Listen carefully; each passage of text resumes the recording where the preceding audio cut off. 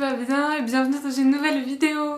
Ça me fait super plaisir de te retrouver pour cette vidéo parce que j'ai eu une idée un peu fun de reprendre mes vidéos d'avant parce qu'en fait ça fait quand même 1 an que je suis sur YouTube maintenant et du coup j'ai été regarder quelle était ma toute première vidéo et c'est une vidéo sur les émotions et comment les accepter et du coup j'ai décidé de la refaire parce que je pense qu'il y a plein d'idées intéressantes dedans et je peux aussi rajouter ce que je pense maintenant. Et puis sachant que aussi l'audio ça allait pas trop, genre je l'ai écouté et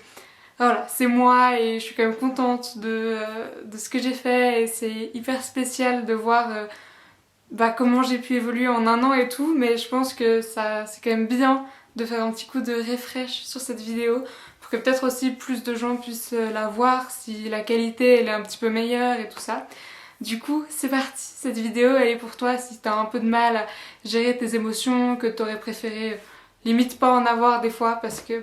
tu sais pas trop quoi faire avec tes émotions globalement. Et j'étais comme ça à une époque aussi, du coup, qui de mieux pour en parler?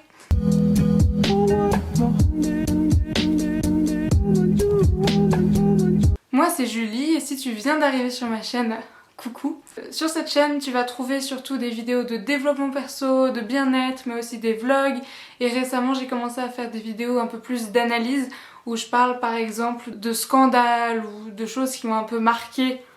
la toile mais également des analyses de films, de séries, bref je suis un peu all over the place mais globalement ce qui se passe c'est que j'aime bien parler et que c'est très volontiers si tu veux m'écouter dire ces choses. Du coup prends-toi un petit café et pose-toi. À l'époque quand j'ai fait cette vidéo la première fois,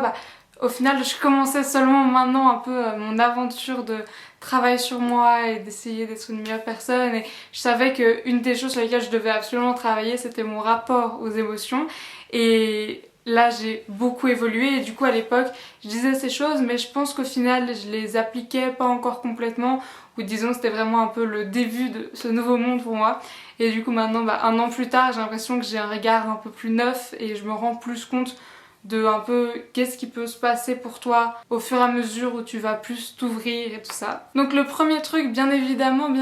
ça va jamais changer, c'est que ça sert à rien de garder tes émotions pour toi. Donc la règle d'or c'est ne garde pas tes émotions pour toi. C'est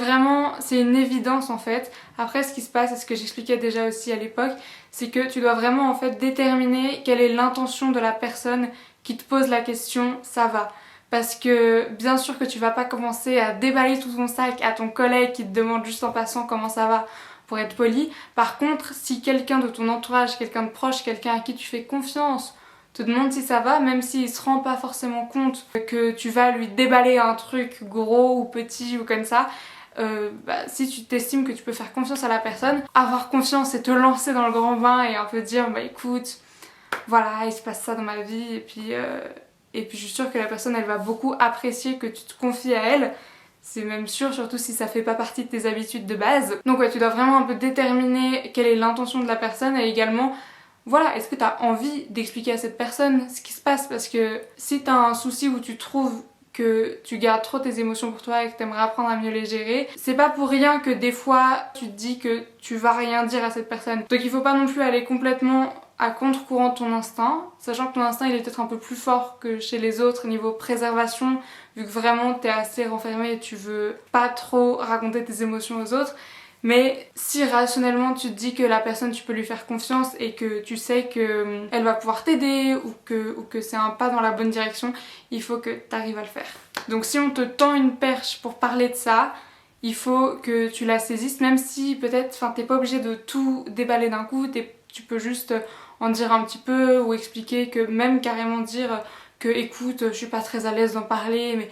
en gros c'est ça qui se passe et tout ça, que tu montres quand même que petit à petit c'est comme un oignon tu sais, t'as toutes les couches et petit à petit tu dévoiles une couche et tu vas voir que ça va te faire du bien et que au final ça peut que débloquer une situation. Un autre chose que je voulais absolument dire c'est que t'as pas forcément besoin d'en faire une montagne, il n'y a pas tout qui est un big deal, t'as pas besoin forcément d'aller vers la personne de ton choix, je sais pas, ton frère, ta mère, ta soeur, ton meilleur pote, peu importe, tu choisis la personne et après t'as pas besoin d'être en mode écoute, assieds-toi, faut que je te parle, j'ai passé la journée dans le noir. Tu peux juste être là, bon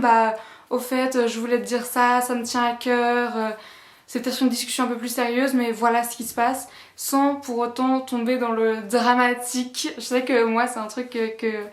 que j'ai beaucoup fait, où en fait même des petites choses ça devenait des trucs avec des grosses proportions. Et c'est vrai que si tu pars du principe que même inconsciemment tes émotions c'est toujours un énorme truc, une vague à surmonter, ou ouais vraiment un truc important qui se passe, bah c'est sûr que tu vas avoir beaucoup plus de mal à le partager aux autres, parce que tu auras vraiment l'impression que c'est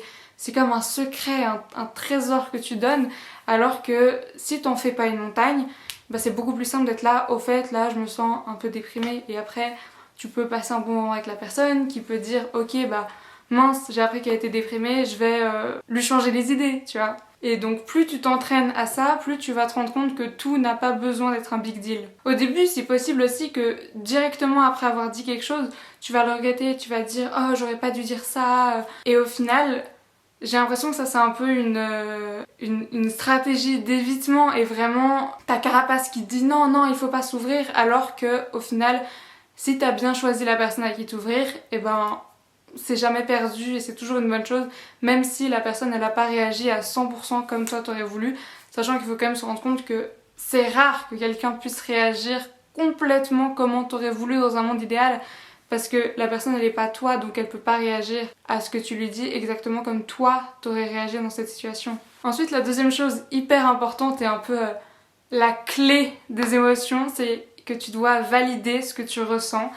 Et ça c'est vraiment lié à la différence qu'on fait entre la santé physique et la santé mentale, où la santé physique, bah personne ne va jamais te dire que t'es ridicule d'être allé chez le médecin parce que t'as des douleurs à la tête intenses, et pourtant si tu te sens pas très bien mentalement, les gens ils vont te dire que c'est pas grave, que ça va passer, et c'est très rare que tu décides réellement d'aller faire quelque chose pour aller mieux quand il s'agit de quelque chose de plus mental. Encore plus en 2021, on n'a plus le temps pour ce genre de truc en fait, donc il faut arrêter de renier nos émotions négatives, parce que généralement c'est ça qu'on fait à base de only good vibes et il y a toujours pire. J'ai l'impression que c'est un peu les deux choses qu'on te dit toujours quand... Des fois quand t'arrives à dire que ça va pas trop, quelqu'un, si t'as mal choisi la personne, ou si la personne elle était pas prête à entendre ce que tu lui dis, elle va dire ah mais t'inquiète, il y a toujours pire, ça va passer. Et c'est sûr que c'est jamais agréable à entendre, mais c'est un truc que on doit arrêter en tant que société, de dire ça aux gens qui disent qu'ils vont pas très bien. Ce qu'il faut comprendre, c'est qu'il n'y a pas de hiérarchie dans la douleur. On peut pas dire que telle peine est plus intense ou dure à vivre que telle autre peine, tout simplement parce que moi je saurais jamais ce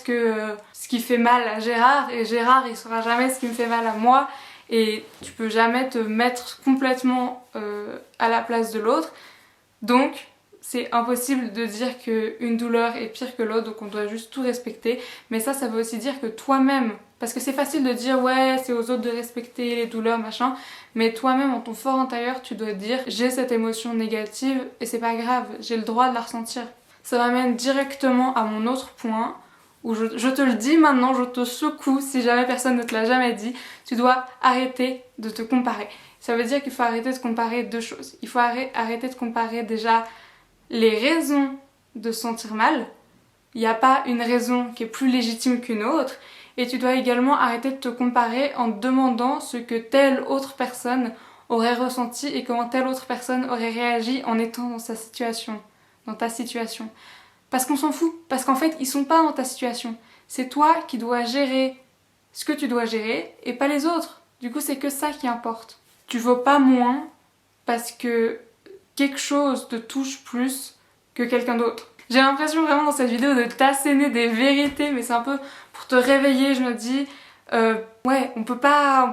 Si t'as des soucis avec tes émotions, c'est tellement important de travailler dessus et de te dire, je veux dire, on a tous vécu une année 2020 de merde, c'est évident, et du coup, ça fait aussi se rendre compte, je pense qu'il y a beaucoup de gens qui se sont rendus compte que bah, ils avaient peut-être pas la vie dont ils rêvaient, qu'il y avait beaucoup de choses qui devaient changer, parce que forcément, quand tu passes beaucoup de temps tout seul, chez toi, ça cogite là-dedans, et du coup, c'est le moment parfait pour un peu travailler sur toi et devenir la personne que tu veux être. Vraiment, tu dois vraiment accepter toutes les émotions qui te traversent, parce que c'est pas comme si en ayant un raisonnement logique tu vas réussir à t'en sortir. C'est jamais arrivé. C'est pas parce que tu te dis Ça n'a aucun sens que je me sente mal, que d'un coup tu vas aller mieux, ça marche pas comme ça. D'ailleurs, souvent, même si moi, typiquement là dans ma vie en général, ça va super bien, il y a quand même des moments où tu déprimes un peu, et je pense qu'on l'a tous vécu, et généralement dans ces moments de déprime, on sait pas trop pourquoi on déprime. Et du coup, tu peux pas t'en sortir avec un raisonnement logique. Quand tu te sens mal, tu dois t'occuper de toi comme tu le ferais pour ta meilleure pote. Donc ça veut dire que tu dois te chouchouter et tu dois faire l'effort de comprendre. Ce qui se passe, c'est que faire la technique de l'autruche avec tes émotions, ça va t'amener à rien parce que, mis à part la joie, toutes ces émotions que tu ressentes, elles ont un rôle bien particulier. C'est des sortes de systèmes d'alarme qui sont là pour te dire « Hé cocotte, il y a un truc qui joue pas, il y a un truc qu'il faut que tu règles. » C'est des symptômes, mais du coup tu peux pas juste les ignorer et la raison pour laquelle ils sont arrivés va partir. En 2021, on n'a pas le temps de mettre la tête dans le sable et de juste éviter les trucs. Donc voilà, j'ai l'impression que j'ai déjà couvert une grande partie du sujet, même s'il y a encore d'autres choses dont on pourrait parler sur les émotions, c'est évident. J'ai l'impression que je pourrais faire encore 10 vidéos comme ça. Mais c'était un peu les rappels les plus importants, une petite piqûre de rappel de self-love et d'acceptation de ses émotions. Et j'espère que ça t'a fait du bien, que ça a pu t'aider. Moi j'ai beaucoup apprécié pour un peu vraiment revenir aux sources de ma chaîne et avec cette idée de bien-être et de développement perso et tout ça. Du coup j'espère que t'as apprécié cette vidéo. Tu peux t'abonner à la chaîne et je te dis à la prochaine.